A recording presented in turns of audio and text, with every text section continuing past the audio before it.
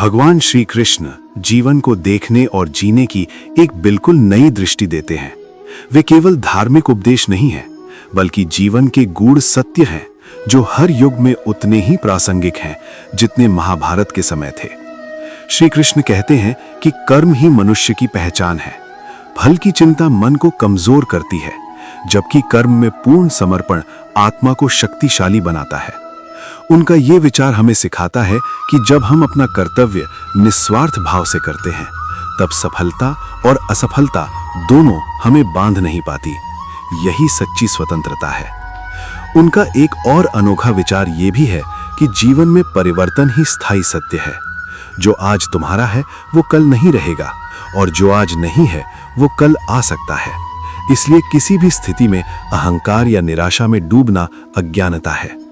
श्री कृष्ण सिखाते हैं कि जो बदलता है वो प्रकृति है, जो नहीं बदलता वो आत्मा है।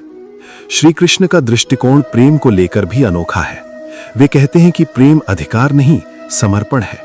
जहां अपेक्षा होती है वहां दुख जन्म लेता है। सच्चा प्रेम वो है जिसमें सामने वाले की स्वतंत्रता का सम्मान हो। राधा और कृष्ण का प्रेम इसी सत्य का प्रतीक है। बंधन नहीं, बल्कि पूर्ण आत्मिक जुड़ाव। एक और गहरा विचार यह है कि जीवन में भय केवल अज्ञान से उत्पन्न होता है। जब मनुष्य स्वयं को केवल शरीर मानता है, तब उसे मृत्यु का भय सताता है। लेकिन जब वो स्वयं को आत्मा के रूप में जान लेता है, तब भय स्वतः समाप्त हो जाता है। आत्मा न जन्म लेती है, न मरती है। ये ज्ञान मनुष्य को अडिग बना देता है। श्री कृष्ण ये भी कहते हैं कि संसार से भागना मोक्ष नहीं है।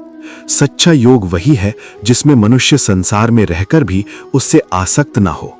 राजा बनकर भी योगी हुआ जा सकता है और गृहस्थ रहकर भी सन्यासी। ये विचार जीवन और अध्यात्म के बीच की दूरी को मिटा देता है। उनका एक अत्यंत अनोखा विचार ये है कि हर मनुष्य के भीतर ईश्वर का अंश है। इसलिए स्वयं को कमजोर समझना ईश्वर का अपमान है। जब मनुष्य अपने भीतर की शक्ति को पहचान लेता है, तब परिस्थितियां उसे नहीं, वो परिस्थितियों को बदलता है। अंत में श्री कृष्ण कहते हैं, मुझे पाने के लिए मुझे छोड़ना सीखो। जब अहंकार, डर और अपेक्षाएं छूट जाती हैं, तब ईश्वर स्वयं जीवन में प्रकट हो जाता है। यही श्री कृष्ण का अनोखा विचार है। जीवन को बोझ नहीं, उत्सव की तरह जीना। श्री कृष्ण के ये विचार हमें सिखाते हैं कि सच्चा धर्म मंदिरों में नहीं, बल्कि सही सोच, सही कर्म और शुद्ध हृदय में निवास करता है।